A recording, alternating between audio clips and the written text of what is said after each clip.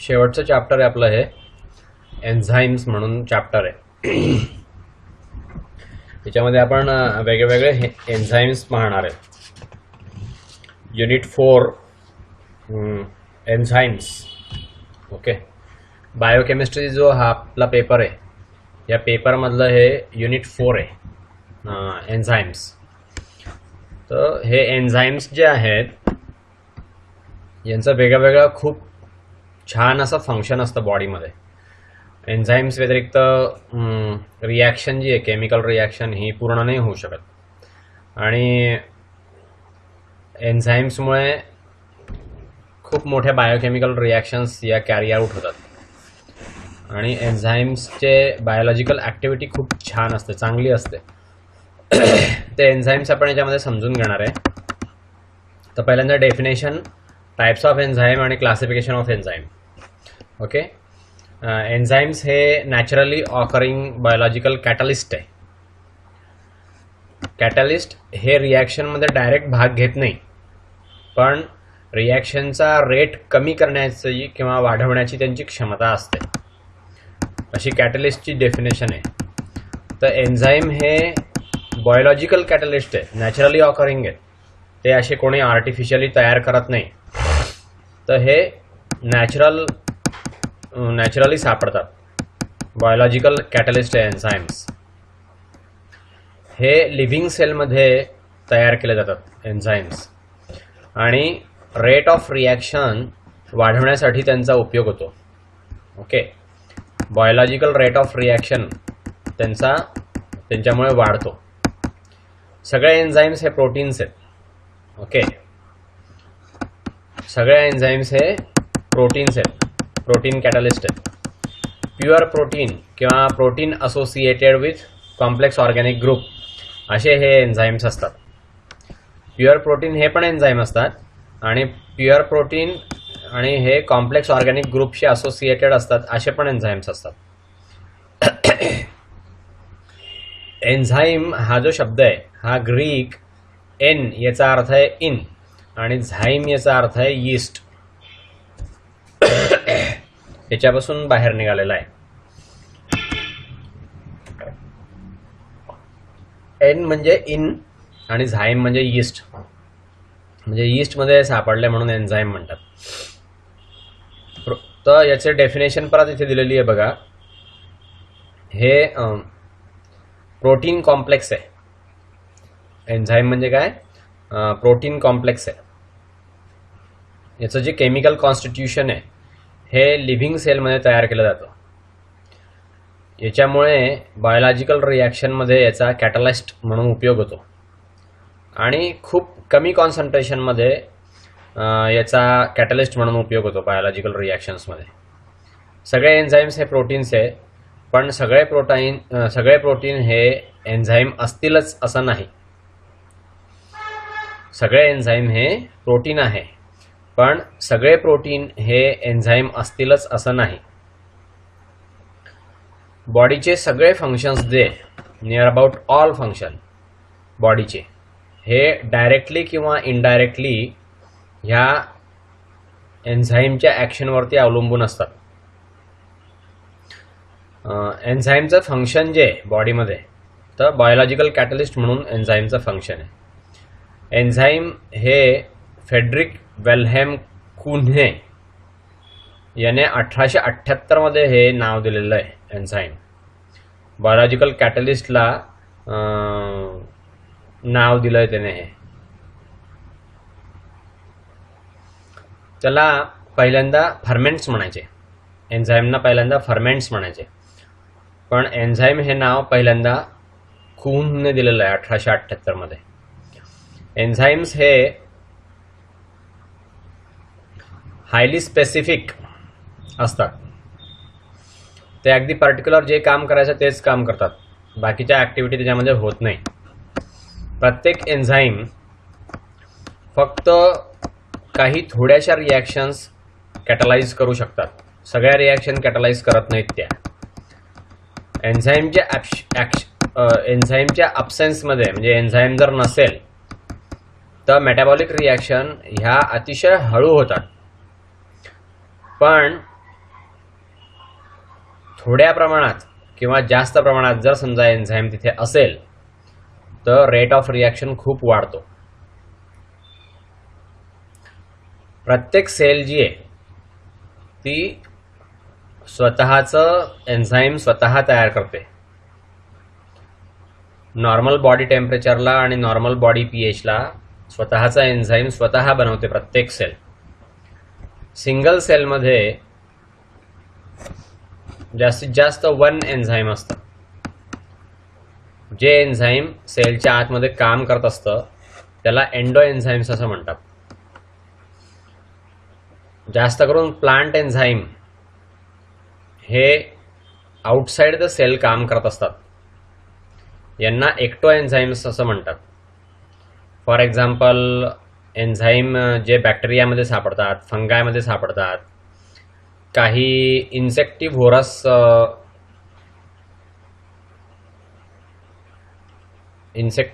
ॲनिमल्समध्ये सापडतात. Drosera, nepenthes. इन्सेक्टिव्होरस प्लांट्समध्ये सापडतात like Drosera आणि नेपेन्थेस. तर हे सगळे एक्टो एन्झाईम्स आहे कारण हे सेलच्या बाहेर काम करत असतात. नाव एन्झाईमला कॅरेक्टरिस्टिक कोणते असतात, एन्झाईमचे कॅरेक्टरिस्टिक काय?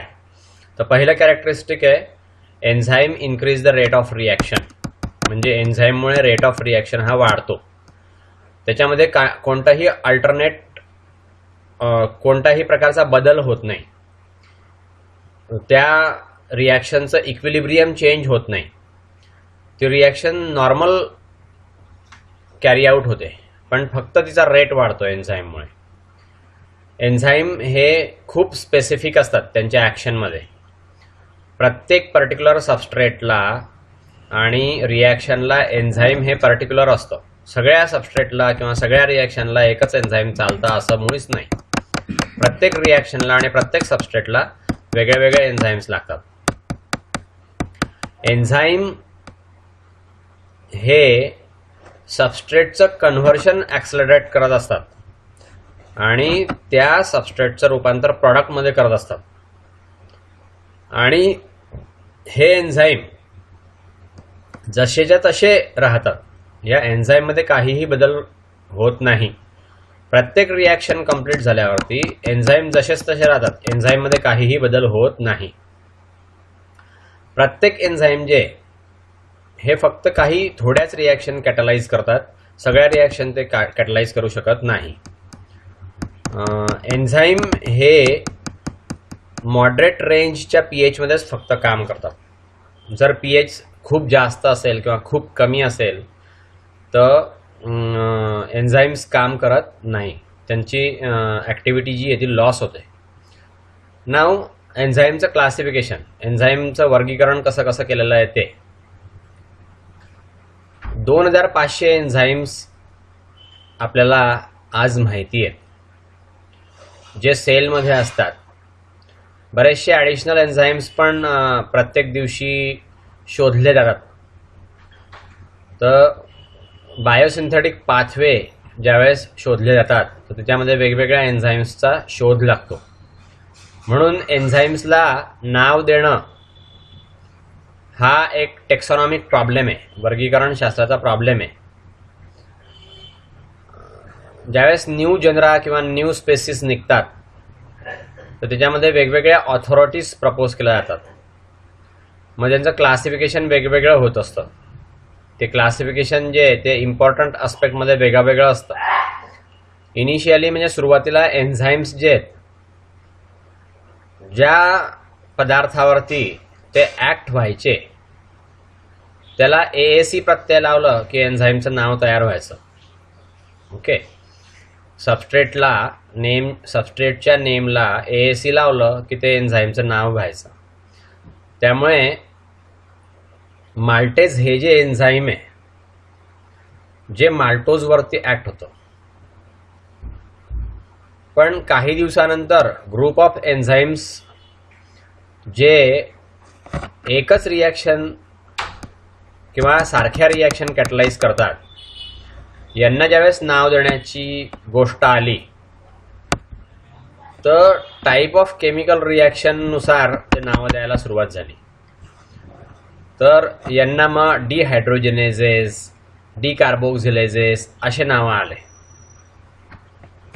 पण अजून बरेचसे एन्झाईम्स ज्यावेळेस आपल्याला माहीत व्हायला लागले, याच्याबरोबरच जे अजून नवीन नवीन एन्झाईम्स सापडायला लागले, तर त्याच्यामध्ये कन्फ्युजन झालं की एन्झाईम ॲक्च्युली कोणतं धरावं आणि कोणत्या रिॲक्शनसाठी धरावं.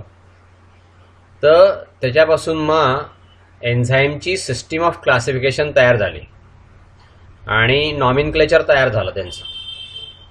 इंटरनॅशनल युनियन ऑफ बायोकेमिस्ट्री जी आहे, IUB, हिने 1965 मध्ये एक कमिशन स्थापन केलं, किंवा इंटरनॅशनल युनियन ऑफ बायोकेमिस्ट्री.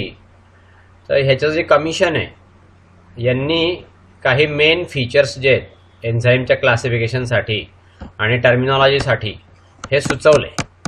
तर ते कसे आहेत, ते त्यातलं ए पहा, रिॲक्शन ह्या 6 मेजर क्लासेसमध्ये रिॲक्शनचं विभाजन केलं.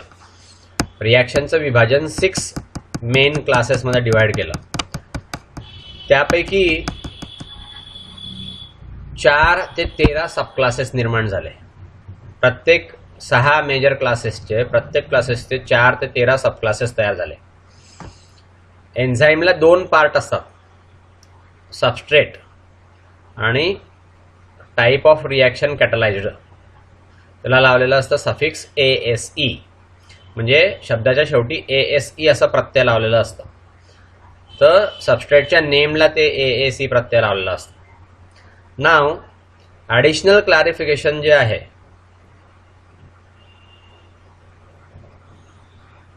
नेचर ऑफ रिॲक्शनचं जे काही ॲडिशनल क्लॅरिफिकेशन असेल, ते सुद्धा त्या नावामध्ये घ्यायला सुरुवात झाली.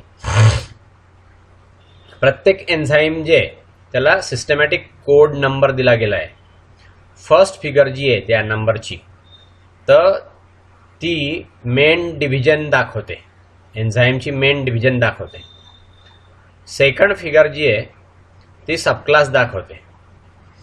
थर्ड फिगर जी आहे ती सब क्लास दाखवते. फोर्थ फिगर ही एन्झाईमचा सिरियल नंबर दाखवते आणि सब क्लासमध्ये त्या एन्झाईमचा सिरियल नंबर काय आहे हे दाखवते. अशा रीतीने एन्झाईमला नाव ठेवायला सुरुवात झाली. तर आता बघा, EC 2.7.1.1 हे एक एन्झाईमचं नाव आहे. याच्यामध्ये क्लास 2 म्हणजे ट्रान्सफरेजेस एन्झाईम्स असतात. हे त्याच्यामध्ये सब क्लास 7, तर याच्यामध्ये फॉस्फेट ग्रुपची ट्रान्सफर होते. नंतर सब क्लास 1, तर याच्यामध्ये अल्कोहोल ग्रुप जो आहे तो फॉस्फेट ॲक्सेप्टर असतो. म्हणजे अल्कोहोल ग्रुपला फॉस्फेट ग्रुप जो ट्रान्सफर होतो, तो ट्रान्सफर झालेला फॉस्फेट ग्रुप अल्कोहोलला अटॅच होतो. आणि जो शेवटचा एकाचा आकडा आहे, फायनल डिजिट, तर त्यावरून एन्झाईम हेक्झोकायनेज आहे असं दिसून येतं. ओके, तर अशा रीतीने 6 मेजर क्लासेस एन्झाईम्सचे असतात. International union of biochemist IUB commission यांनी 6 मेजर क्लासेस केलेले आहेत एन्झाईम्सचे. त्यापैकी पहिला क्लास, तो पहिला क्लास म्हणजे ऑक्सिडो रिडक्टेजेस. हा जो क्लास आहे एन्झाईमचा, हा बायोलॉजिकल ऑक्सिडेशनशी कन्सर्न आहे. ओके, रिडक्शन रिॲक्शन त्याच्यामध्ये असतात. त्याच्यामध्ये एक कंपाऊंड असतो, तो ऑक्सिडाइज होतो आणि दुसरा जो आहे तो रिड्यूस होतो. हा जो क्लास आहे हा 5 सब क्लासेस मध्ये इन्क्लूड होतो.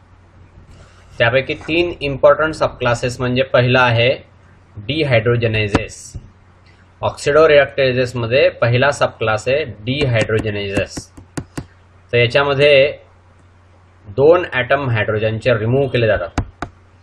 हे एन्झाईम्स जे आहेत हे को एन्झाईम NAD बरोबर काम करतं आणि हायड्रोजन पासिंगसाठी याचा उपयोग होतो. एका सबस्ट्रेटपासून दुसऱ्या सबस्ट्रेट पर्यंत हायड्रोजन पास करण्याचं काम हे एन्झाईम करतं. याचं एक्झाम्पल आहे लॅक्टिक ॲसिड डिहायड्रोजनेज. ओके, हे डिहायड्रोजनेजचं एक्झाम्पल झालं. ऑक्सिडोरिडक्टेजेसमध्ये पहिला जो सब क्लास आहे त्याचा डिहायड्रोजनेजेसचं एक्झाम्पल आहे लॅक्टिक ॲसिड डिहायड्रोजनेज. नाव बी ऑक्सिडेजेस. याच्यामध्ये रिडक्शन ऑफ O2 होतं. ओके, याच्यामध्ये रिडक्शन ऑफ O2 घडवून आणलं जातं. याच्यामध्ये पण कोएन्झाईम FADचा वापर होतो. त्याला हायड्रोजन कॅरियर म्हणून ते काम करतं. दुसरे जे ऑक्सिडेजेस असतात हे झांथीन ऑक्सिडेजेस असतात आणि सायटोक्रोम ऑक्सिडेजेस असतात. ओके, नाव ऑक्सिजनायझेस मध्ये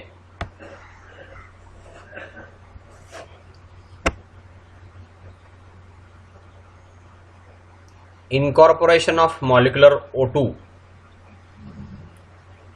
सबस्ट्रेटमध्ये मॉलिक्युलर O2 ॲड करण्याचं काम हे ऑक्सिजनायझेस करतात. याच्यामध्ये मेटल आयन्स असतात लाईक आयर्न, कॉपर. याचं कोएन्झाईम म्हणून काम होतं या मेटल आयनचं. फॉर एक्झाम्पल ट्रिप्टोफॅन ऑक्सिजनेज हे ऑक्सिजनेजचं एक्झाम्पल आहे.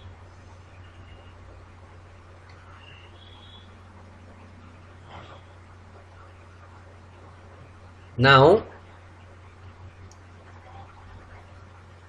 दुसरं जे ग्रुप आहे, दुसरा सब क्लास आहे मेजर 6 क्लासेसमध्ये पहिला क्लास ऑक्सिडो रिडक्टेजेस आपण पाहिला. नाव दुसरा क्लास जो आहे तो ट्रान्सफरेजेस आहे. हे एन्झाईम्स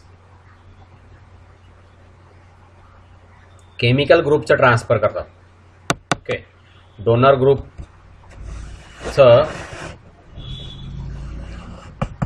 ॲक्सेप्टर ग्रुपमध्ये ट्रान्सफर होतो. ह्या क्लासचे पण अजून सब क्लासेस पडतात. नेचर ऑफ ग्रुप जो ट्रान्सपोर्ट केला जातो त्याच्यावरून त्याचे सब क्लासेस पडलेले आहेत. पहिला सब क्लास अमिनो ग्रुप ट्रान्सफर करणारे एन्झाईम्स यांना ट्रान्स अमायनेजेस असं म्हणतात. दुसरा ग्रुप मिथिल ग्रुप ट्रान्सफर करतो त्यांना ट्रान्स मिथायलेजेस असं म्हणतात. हे ट्रान्सफरेजेसचे एक्झाम्पल्स आहेत. नाव मेजर 6 क्लासेस जे आहेत त्यापैकी तिसरा मेजर क्लास हायड्रोलेजेस. ओके,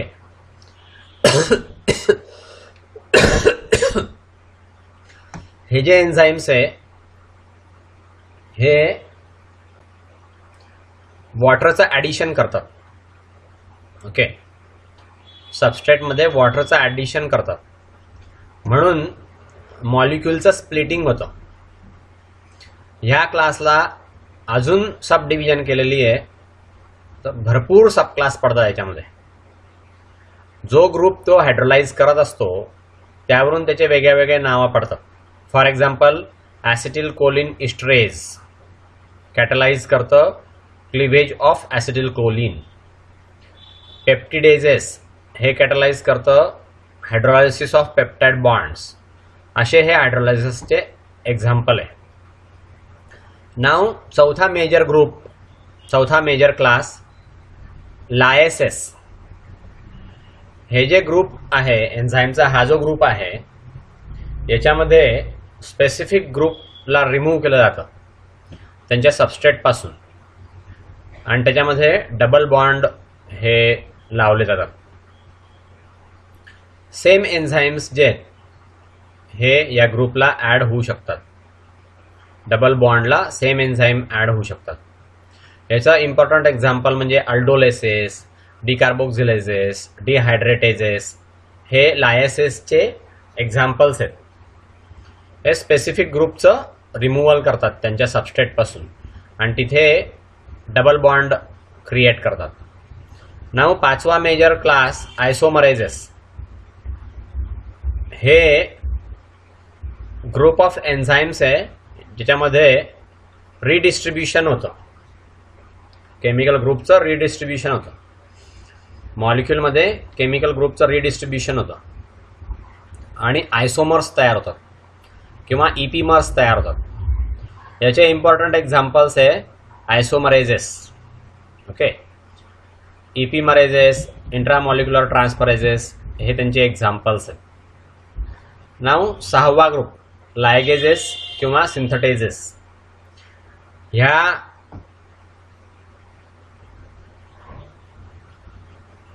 दोन मॉलिक्युलचं जॉईनिंग कॅटलाइज करत असतात. फॉस्फेट बॉन्डचं ब्रेकडाऊन होतं आणि दोन मॉलिक्युलचं जॉईनिंग होतं ATP मध्ये. याचं एक्झाम्पल आहे सिंथेटेजेस आणि कार्बोक्झिलेजेस. अशा रीतीने हे 6 ग्रुप झाले, मेन 6 ग्रुप. ऑक्सिडोरिडक्टेजेस, ट्रान्सफरेजेस, हायड्रोलेजेस, लायजेस, आयसोमरेजेस आणि लायगेसेस किंवा सिंथेटेजेस असे हे 6 ग्रुप झाले. नाव प्रॉपर्टीज ऑफ एन्झाईम्स. एन्झाईमच्या प्रॉपर्टीज काय असतात ते आपण पाहू.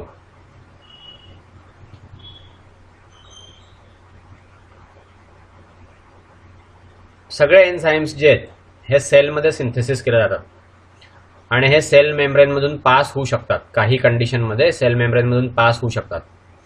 एन्झाईम हे एक्स्ट्रीम हीट आणि हायड्रोजन आयन कॉन्सन्ट्रेशन याला खूप सेन्सिटिव्ह असतात. म्हणून आयसोलेशन जे होतं एन्झाईमचं टिश्यूमधून हे केअरफुली कंट्रोल्ड कंडिशनमध्ये करावं लागतं आणि युजली लो टेम्परेचरला ते करावं लागतं. हाय टेम्परेचरला करून त्या एन्झाईमचं डिनेचर होऊन जातं. म्हणून टिश्यूमधून एन्झाईम आयसोलेट करण्याची प्रोसेस ही कंट्रोल्ड टेम्परेचरमध्ये होते. तर ह्या एन्झाईमची प्रॉपर्टी ही खालीलप्रमाणे आहे. पहिली प्रॉपर्टी, एन्झाईम हे परत परत वापरलं जातं.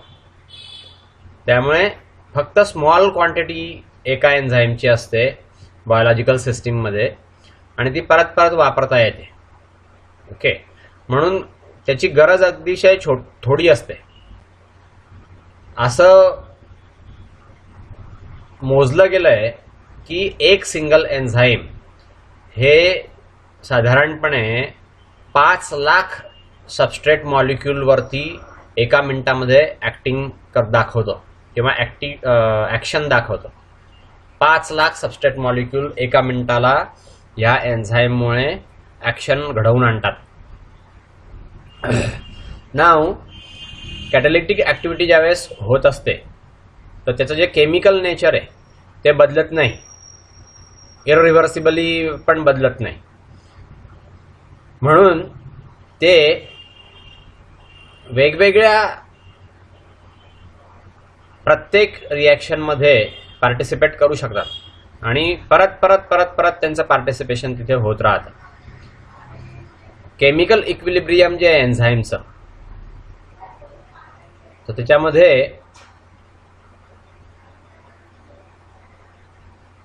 रिॲक्शनचं केमिकल इक्विलिब्रियम हे अनचेंज्ड राहतं, ते बदलत नाही एन्झाईममुळे.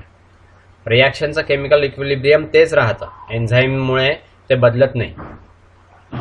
एन्झाईम्स हे एक्स्ट्रीमली स्पेसिफिक असतात त्यांच्या ऍक्शनमध्ये. ओके, प्रत्येक पर्टिक्युलर सबस्ट्रेटला आणि रिॲक्शनला त्यांच्याकडे स्पेसिफिक एन्झाईम असतं. तिथे सबस्टिट्यूट नसतं, एन्झाईमसाठी कोणतंही सबस्टिट्यूट नसतं. दुसऱ्या शब्दात जर सांगायचं झालं तर वर्क जे आहे ते एका एन्झाईम पासून तयार होतं, एका एन्झाईम पासून, आणि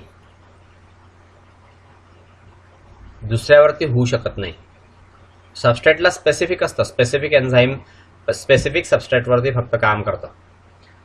प्रत्येक एन्झाईमला नंबर ऑफ ॲक्शन साइट्स जे असतात त्या ठिकाणी सबस्ट्रेट ॲक्च्युअली बाउंड होतो. ॲक्टिव्ह साइट जर समजा कशाने तरी बदलली किंवा चेंज झाली,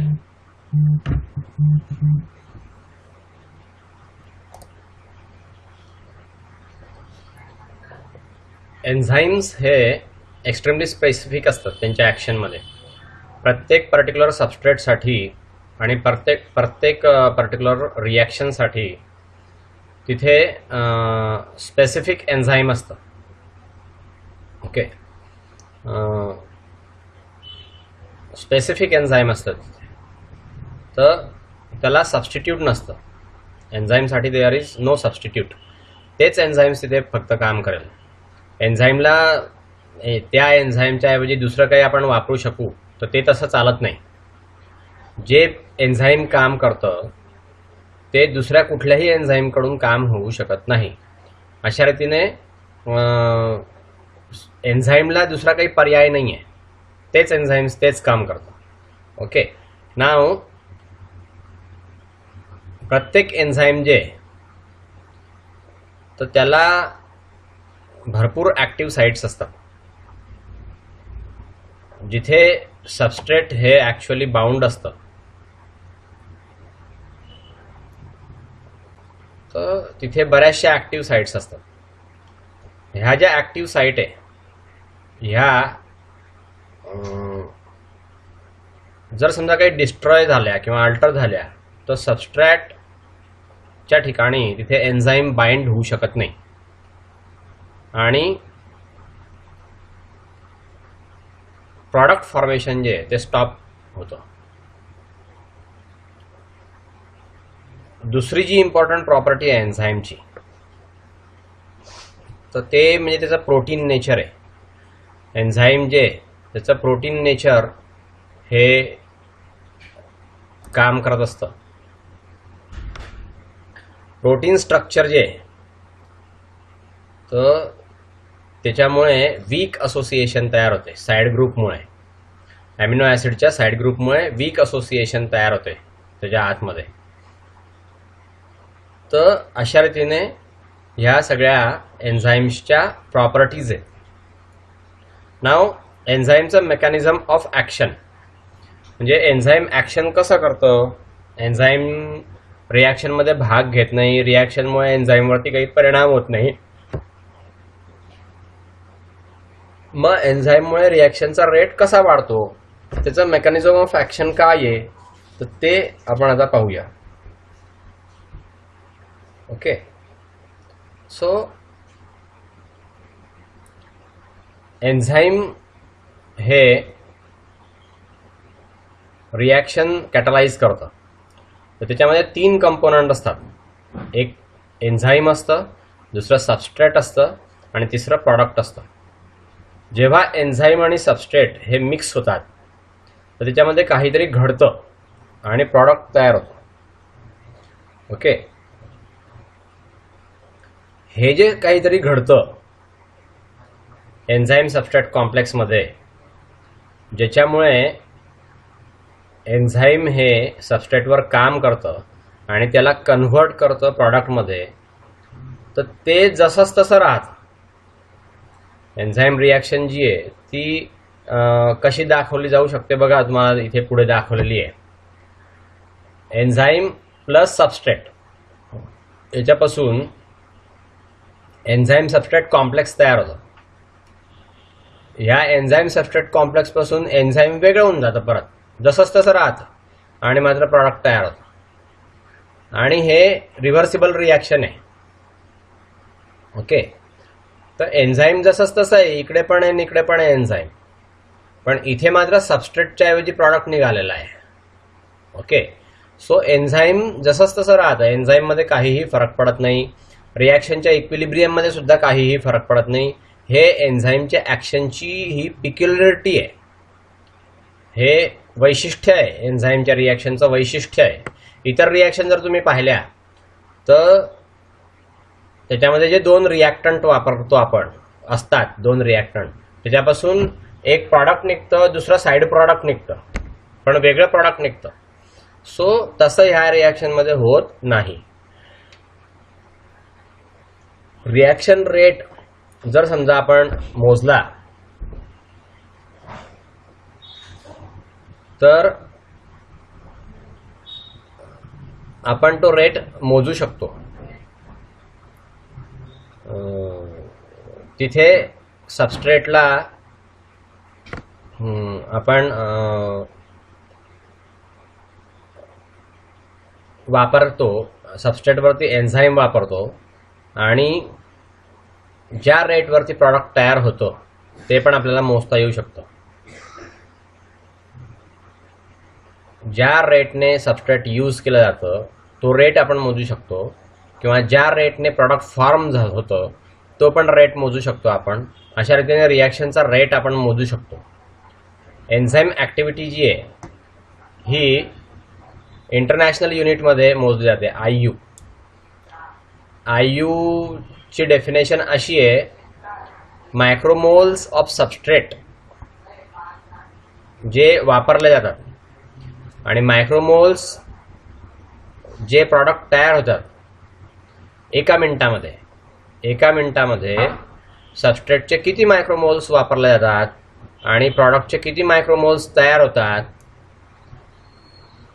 ऑप्टिमम कंडिशनमध्ये, टेम्परेचर आणि pHच्या ऑप्टिमम कंडिशनमध्ये सबस्ट्रेटचे किती मायक्रोमोल्स वापरले जातात आणि प्रॉडक्टचे किती मायक्रोमोल्स तयार होतात, तर हे म्हणजे IU, international unit of activity of enzyme. Okay. Now enzyme substrate complex. Enzyme substrate कॉम्प्लेक्समध्ये जे आपण वेगवेगळे हायपोथेसिस पाहतो, तर एन्झाईम कंबाईन होतं सबस्ट्रेटमध्ये आणि त्याच्यापासून ES कॉम्प्लेक्स तयार होतो. ओके.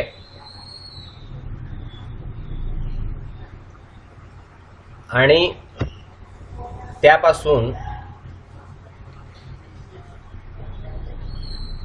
प्रॉडक्ट आणि एन्झाईम्स तयार होतात. ओके.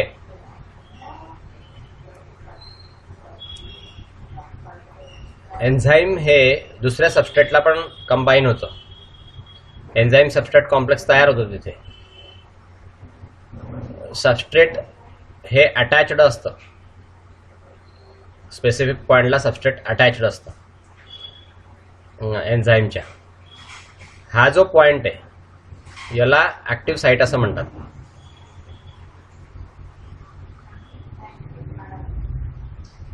एमिल फिशर याच्याप्रमाणे लॉक आणि की हायपोथेसिस असतो. त्याच्यामध्ये सबस्ट्रेट मॉलिक्युल्स जे आहेत ते फिक्स्ड असतात ऍक्टिव्ह साईटमध्ये एन्झाईमच्या, आणि की ही लॉकमध्ये फिट असते. आता ऍक्टिव्ह साईटचा कॉन्सेप्ट काय आहे तो आपण पाहूया. सबस्ट्रेट मॉलिक्युल्स हे कंपॅरेटिव्हली खूप लहान असतात, एकदम छोटे असतात, आणि एन्झाईम मॉलिक्यूल हा खूप मोठा असतो. त्याच्यामध्ये काही स्पेसिफिक रिजन्स असतात, काही भाग असतात किंवा काही साईट असतात ज्याच्यावरती एन्झाईम हे बाइंड होतात, सबस्ट्रेटला एन्झाईम बाइंड होतात. ह्या ज्या साईट आहे त्याला साईट ऑफ अटॅचमेंट असं म्हणतात. तर याला व्हेरियसली कॉल्ड ॲज ॲक्टिव्ह साईट, याला ॲक्टिव्ह साईट असं म्हणतात किंवा सबस्ट्रेट साईट असं म्हणतात. आता पहा, हे एन्झाईमचा लार्ज मॉलिक्युल्स दाखवला आहे आणि सबस्ट्रेटचा मॉलिक्यूल एकदम छोटा असतो, लहान असतो. तर ह्या एन्झाईमवरती ही ॲक्टिव्ह साईट आहे. ह्या ॲक्टिव्ह साईटवरती हे सबस्ट्रेट बरोबर असं इथे चिकटतं आणि त्याच्यामध्ये अटकतं. Okay. So this is a representation of active site of enzyme. Okay. जर एन्झाईम हे जरी वाईडली डिफर असलं या प्रॉपर्टीजमध्ये, तर ॲक्टिव्ह साईट ही प्रेझेंट असते त्या मॉलिक्यूलमध्ये, आणि त्याच्यामध्ये काही कॉमन फीचर्स असतात. हे कॉमन फीचर कोणते कोणते आहेत? तर ॲक्टिव्ह साईट ही रिलेटिव्हली स्मॉल असते, स्मॉल पोर्शन आहे. एन्झाईम मॉलिक्यूलचा एकदम स्मॉल पोर्शन असतो ॲक्टिव्ह साईट म्हणजे. ॲक्टिव्ह साईट ही काही एक पॉइंट नाही आहे, किंवा ही काही एक लाईन नाही आहे, किंवा इव्हन काही एखादं प्लेन पण नाही आहे, म्हणजे प्रतल नाही आहे. पण हे ॲक्टिव्ह साईट म्हणजे 3 डायमेन्शनल एंटिटी असते. त्या एन्झाईमवरती जी ॲक्टिव्ह साईट असते ती 3 डायमेन्शनल एंटिटी असते.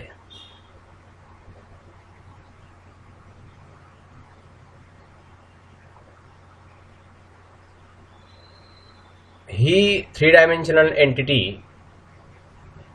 ग्रुप नाही झालेली असते. डिफरंट पार्टपासून लिनियर अॅमिनो ॲसिडच्या सिक्वेन्समुळे ही 3 डायमेन्शनल एंटिटी तयार झालेली असते ॲक्टिव्ह साईटच्या रूपात एन्झाईमवरती. याच्यामध्ये ॲटमची जी अरेंजमेंट असते ॲक्टिव्ह साईटमध्ये ती एकदम वेल डिफाईन्ड असते. त्याच्यामध्ये मार्क्ड स्पेसिफिसिटी दिसते, एन्झाईमची स्पेसिफिसिटी दिसते.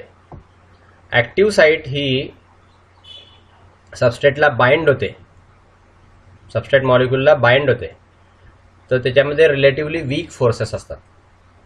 नाव ॲक्टिव्ह साईट जी एन्झाईममध्ये असते त्या एक ग्रूव्ह असते, म्हणजे तिथे एक खड्डा असतो किंवा क्रिव्हाईस असतं, तडा असतो एक. वॉटर हे त्यातनं बाहेर पडत असतं. त्याच्यामध्ये अॅमिनो ॲसिड्स असतात, ॲस्पार्टिक ॲसिड, ग्लुटामिक ॲसिड, लायसिन, सिरीन असे अॅमिनो ॲसिड असतात त्याच्यामध्ये. साईड चेन ग्रुप जे आहेत ते COH किंवा NH2 किंवा CH2OH असे असतात. त्याचा कॅटालायटिक ग्रुप म्हणून त्याचा वापर होतो ॲक्टिव्ह साईटमध्ये. नाव हे झालं एन्झाईमचे कॉमन फीचर. प्रत्येक एन्झाईमला हे कॉमन फीचर असतात, जरी त्यांची ॲक्टिव्हिटी वेगवेगळी असली आणि ते वेगवेगळ्या सबस्ट्रेटवरती काम करत असले तरी पण आपल्याला हे सेम असे कॅरेक्टरिस्टिक एन्झाईम्सचे दिसतात. नाव फिशरचं लॉक अँड की मॉडेल, आता ते काय असतं ते आपण पाहू. फिशरने लॉक अँड की मॉडेल कसं डिस्क्राईब केलेलं आहे ते आपण पाहू. आपण पहिल्यांदा पाहिलं की सबस्ट्रेटची आणि एन्झाईमची जी इंटरॅक्शन असते त्याला आपण लॉक अँड की मॉडेल म्हणतो. हे एमिल फिशरने सांगितलेलं आहे 1898 मध्ये. ह्या मॉडेलच्या अनुसार सबस्ट्रेट आणि एन्झाईममध्ये जी युनियन असते ती ॲक्टिव्ह साईटमध्ये होते, आणि त्याच्यामध्ये की जी आहे ती लॉकमध्ये फिट होते, आणि त्यामुळे एन्झाईम सबस्ट्रेट कॉम्प्लेक्स तयार होतो, असं त्या एमिल फिशरने सांगितलेलं आहे. नाव एन्झाईम सबस्ट्रेट कॉम्प्लेक्स जे हे हायली अनस्टेबल असतं, आणि लगेच हे जे कॉम्प्लेक्स आहे हे डिकम्पोज होतं आणि त्याच्यापासून एंड प्रॉडक्ट तयार होतं. ओके, रिॲक्शनचं एंड प्रॉडक्ट तयार होतं, आणि तिथे परत फ्री एन्झाईम तयार होतो. हा जो कॉन्सेप्ट डेव्हलप झालेला आहे तर याच्यामध्ये एन्झाईमची स्पेसिफिसिटी एकदम ग्रेट असते. एन्झाईम स्पेसिफिक सबस्ट्रेटवरतीच ऍक्ट होतात. ह्या कॉन्सेप्टनुसार स्ट्रक्चरली वेल डिफाईन कॅटालायटिक साईट जी आहे ती फक्त त्याच सबस्ट्रेटला ऍक्सेप्ट करते ज्याला मॅचिंग शेप असतो, आणि ज्याला मॅचिंग शेप नसतो त्याला ती मात्र दूर लोटत असते. ओके, ज्यांचा शेप वेगळा असतो तर तो शेप त्या ॲक्टिव्ह साईटला फिट होऊच शकत नाही, त्यामुळे त्याला ती दूर लोटते, आणि जो मॅचिंग शेप असतो तोच त्याच्यामध्ये फिट होऊ शकतो. याच्यामध्ये पहा तुम्ही, ई वरती ही एक ॲक्टिव्ह साईट आहे आणि ही एक ॲक्टिव्ह साईट आहे. तर याच्यामध्ये सबस्ट्रेटचा हेच स्ट्रक्चर याच्यामध्ये फिट होऊ शकेल.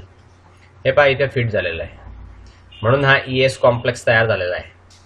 सो अशा रीतीने ॲक्टिव्ह साईटची जी साईज असेल एन्झाईमवरती, त्याच शेपचं आणि साईजचं सबस्ट्रेटचा मॉलिक्यूल त्याच्यामध्ये फिट होऊ शकतो. दुसरा कोणताही मॉलिक्यूल फिट होऊ शकत नाही. हे झालं फिशरचं लॉक अँड की मॉडेल आपण पहिल्यांदा बघितलं. आता दुसरं एन्झाईम सबस्ट्रेट कॉम्प्लेक्स फिशरच्या लॉक अँड की मॉडेलने कसं तयार होतं ते पाहूया. हे फिगर 2 मध्ये दाखवलेलं आहे. Formation of enzyme substrate complex according to Fischer's lock and key model ही फिगर आहे. नाव कोशलँड याने फिट मॉडेल इंट्रोड्यूस केलेलं आहे. एक एन्झाईम आणि सबस्ट्रेटच्या ॲक्टिव्हिटीसाठी फिट मॉडेल हे कोशलँडने इंट्रोड्यूस केलेलं आहे. एन्झाईमची प्रॉपर्टी जर समजा आपल्याला व्यवस्थितरित्या सांगता यायला पाहिजे तर कोशलँड असं म्हणतो 1958 मध्ये त्याने फिशर मॉडेलचं थोडं मॉडिफिकेशन केलेलं आहे. आणि कोशलँडने असं अझ्युम केलेलं आहे, प्रिझ्युम केलेलं आहे की एन्झाईम मॉलिक्यूल जे ते ओरिजिनल शेप आणि स्ट्रक्चरमध्ये राहत नाही, पण सबस्ट्रेटचा कॉन्टॅक्ट झाला की त्याच्यामध्ये काही कॉन्फिगरेशनल किंवा जिओमॅट्रिकल चेंजेस होतात. ॲक्टिव्ह साईटमध्ये एन्झाईम मॉलिक्यूलच्या ॲक्टिव्ह साईटमध्ये काहीतरी चेंजेस होतात आणि मग त्या चेंजेसमुळे एन्झाईम मॉलिक्यूल जो आहे तो त्याच्यामध्ये कम्प्लिटली फिट होतो आणि कॉन्फिगरेशन जे आहे त्याचा आणि ॲक्टिव्ह सेंटर जे आहे सबस्ट्रेटचं ते तिथे तयार होतं. त्याच वेळेस दुसरे अमिनो ॲसिड जे आहेत ते रिड्यूस होतात आणि ते गाडले जातात, मॉलिक्यूलच्या इंटेरियरमध्ये गाडले जातात.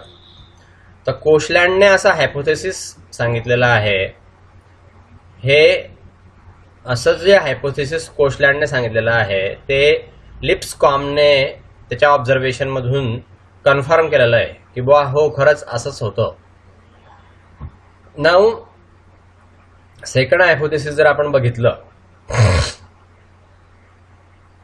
तर हे जरा अट्रॅक्टिव्ह वाटतं, कारण प्रोटीन मॉलिक्यूल जो आहे तो फ्लेक्झिबल असतो आणि त्याच्यामध्ये कन्फर्मेशनल चेंजेस होऊ शकतात आणि काही एक्सप्लेनेशन त्याच्यामध्ये सांगता येऊ शकतं. हार्मोनच्या इन्फ्लुएन्ससाठी, एन्झायमॅटिक ॲक्टिव्हिटीसाठी त्याच्यामध्ये एक्सप्लेनेशन आपल्याला सांगता येऊ शकतं. सो या फिगरमध्ये दाखवलेलं आहे बघा. या फिगरमध्ये कॉन्फर्मेशनल चेंजेस काय होतात, एन्झाईम मॉलिक्यूल फिट होण्यासाठी कॉन्फर्मेशनल चेंजेस काय होतात ते याच्यामध्ये दाखवलेलं आहे. हे असं शेप आहे.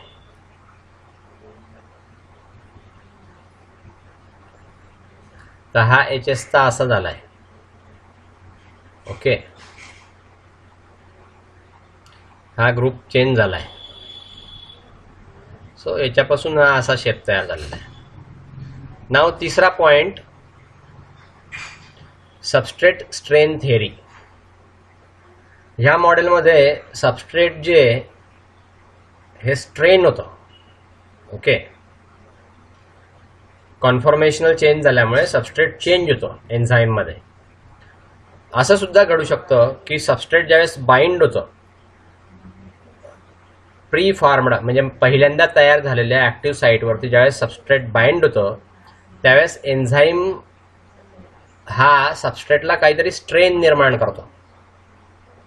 तर हे जे स्ट्रेंज्ड सबस्ट्रेट आहे याच्यामध्ये स्ट्रेंज्ड सबस्ट्रेटमुळे सबस्ट्रेटला स्ट्रेन झाल्यामुळे प्रॉडक्ट तयार होतो, असं याचं या थिअरीमध्ये म्हटलेलं आहे. कॉम्बिनेशन जे आहे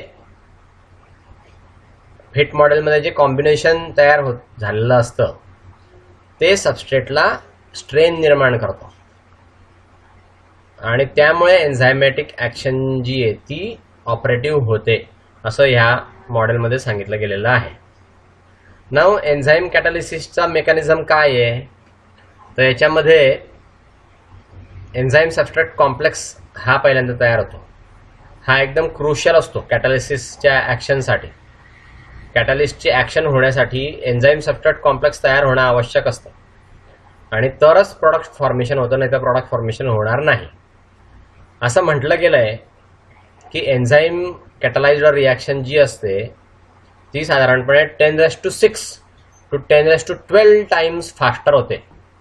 नॉन कॅटलाइज्ड रिॲक्शनपेक्षा 10⁻6 to 10⁻12 टाइम्स फास्टर होते एन्झाईमच्या कॅटॅलिटिक ॲक्टिव्हिटीमुळे. ओके, तर ही जी एन्हान्समेंट झालेली आहे रेट ऑफ रिॲक्शनमध्ये ती 4 प्रोसेसेसमुळे होते. पहिलं ॲसिड बेस कॅटालिसिस, दुसरं सबस्ट्रेट स्ट्रेन, तिसरं कोव्हॅलंट कॅटालिसिस आणि चौथं एन्ट्रॉपी इफेक्ट. ह्या 4 गोष्टींमुळे ह्या एन्झाईमचा रिॲक्शनचा रेट वाढतो. एन्झाईम ज्या रिॲक्शनमध्ये असतं त्याचा इतका 4 पट रेट कसा वाढतो, ह्या 4 प्रोसेसेसमुळे तो रेट जो आहे तो वाढलेला असतो. Okay, now acid base catalysis. Acid आणि बेस याचा इम्पॉर्टंट असा रोल आहे एन्झायमॉलॉजीमध्ये. ॲसिड आणि बेसचा रोल एकदम इम्पॉर्टंट आहे. फिजिओलॉजिकल pH किंवा हिस्टिडीन हे फार इम्पॉर्टंट आहे अमिनो ॲसिडमध्ये. आणि त्याचा प्रोनोटेड फॉर्म जो आहे त्याच्यामध्ये फंक्शन होतं आणि त्याचे करस्पॉन्डिंग कॉन्जुगेट तयार होतात. ओके, त्याचा बेस करस्पॉन्डिंग कॉन्जुगेट तयार होतात. दुसऱ्या ॲसिडमध्ये OH ग्रुप टायरोसिनचा तयार होतो, नंतर SH ग्रुप तयार होतो सिस्टीनचा आणि अल्फा अमिनो ग्रुप लायसिनचा तयार होतो. हे जे कॉन्जुगेट आहे या ॲसिडचे आणि इथे जे कार्बोक्सिल आयन्स आहे म्हणजे COO- आयन्स ते बेस सारखी ॲक्टिव्हिटी दाखवतात. OH ग्रुप जे आहे ते ॲसिड सारखी ॲक्टिव्हिटी दाखवतात टायरोसिनमध्ये असलेले. ओके, रायबोन्यूक्लियस नावाचं जे एन्झाईम आहे ज्याच्यामुळे फॉस्फोडायस्टर बॉन्ड तुटतात पिरिमिडनमध्ये. RNAमध्ये जे पिरिमिडन असतं त्याचे फॉस्फोडायस्टर बॉन्ड तुटतात रायबोन्यूक्लियसमुळे. तर हे एकदम क्लासिकल एक्झाम्पल आहे acid base role in the catalysis. कॅटालिसिसमध्ये ॲसिड बेसचा कसा रोल असतो तर हे त्याचं रायबोन्यूक्लियेज हे एन्झाईम त्याचं एकदम आदर्श उदाहरण आहे. नाऊ हे झालं ॲसिड बेस कॅटालिसिस. दुसरं सबस्ट्रेट स्ट्रेन. तर स्ट्रेन ज्यावेळेस इंड्यूस होतं त्यावेळेस एनर्जी लेवल जी आहे सबस्ट्रेटची ही वाढते आणि त्यामुळे ट्रान्झिशन स्टेट तयार होते. याच्यामध्ये लायसोझाईमचं मेकॅनिझम जे तर एन्झाईम ऑफ टियर्स हे क्लीव्ड होतात. β1,4 ग्लायकोसिडिक बॉन्ड हे तुटतात आणि ही जी ॲक्शन आहे ही सबस्ट्रेट स्ट्रेन आणि ॲसिड बेस कॅटालिसिसच्या कॉम्बिनेशनमुळे घडते असं विश्वास आहे सायंटिस्टना. Okay, now third is covalent कॅटालिसिस.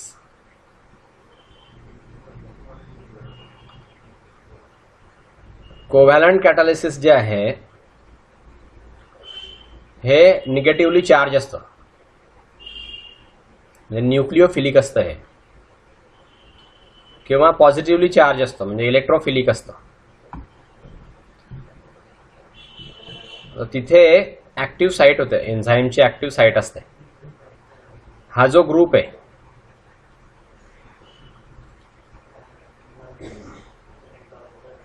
हा सबस्ट्रेटवर ते अटॅक करतो आणि त्यामुळे कोव्हॅलंट बाइंडिंग जे आहे ते तयार होतं. सबस्ट्रेटचं कोव्हॅलंट बाइंडिंग तयार होतं एन्झाईममध्ये. सिरीन प्रोटीएजेसमध्ये असंच नाव दिलेलं आहे कारण सिरीन ही ॲक्टिव्ह साईट असते तिथे. कोव्हॅलंट कॅटालिसिस ही ॲसिड बेस कॅटलिसिस तिथे तयार होतं आणि कायमोट्रिप्सिन, ट्रिप्सिन, थ्रॉम्बिन एक्सेट्रा त्याच्यामध्ये तयार होतात. नाव एंट्रॉपी इफेक्ट.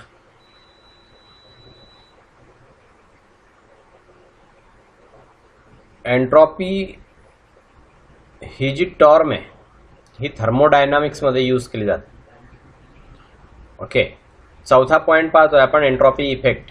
ह्या 4 पॉईंटमुळे रेट ऑफ रिॲक्शन एन्झाईममुळे वाढतो असं म्हटलं जातं. तर तो एंट्रॉपी इफेक्ट जो आहे तो एंट्रॉपी इफेक्ट थर्मोडायनामिक्समध्ये वापरला जातो किंवा एंट्रॉपी ही जी टर्म आहे ही थर्मोडायनामिक्समध्ये वापरली जाते.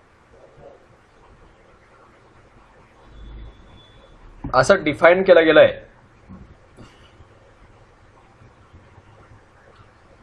डिसऑर्डर जी असते सिस्टीममध्ये तर काही प्रमाणातली ही एक डिसऑर्डर आहे सिस्टीममध्ये. ओके, एन्झाईम ही एंट्रॉपी डिक्रीज करते, रिॲक्टंटची एंट्रॉपी डिक्रीज करते एन्झाईम. याच्यामुळे रिॲक्टंट हे क्लोज होतात, एन्झाईमच्या जवळ येतात ते आणि रेट ऑफ रिॲक्शन जे आहे ते इन्क्रीज होतं. अशा रीतीने रिॲक्टंट हे एन्झाईमच्या जवळ येतात. एंट्रॉपीमुळे रिॲक्टंटची एंट्रॉपी डिक्रीज झाल्यामुळे ते रिॲक्टंट एन्झाईमच्या जवळ येतात आणि अटॅच होतात आणि रेट ऑफ रिॲक्शन जो आहे तो वाढतो असं या एंट्रॉपी इफेक्टमध्ये म्हटलं गेलेलं आहे. नाव एन्झाईम कायनेटिक्स हा जो पॉईंट आहे हा पॉईंट आपण नेक्स्ट लेक्चरला पाहूया. इथे आज थांबूया. ठीक आहे. सो एन्झाईम कायनेटिक हे आपण नेक्स्ट लेक्चरला पाहू.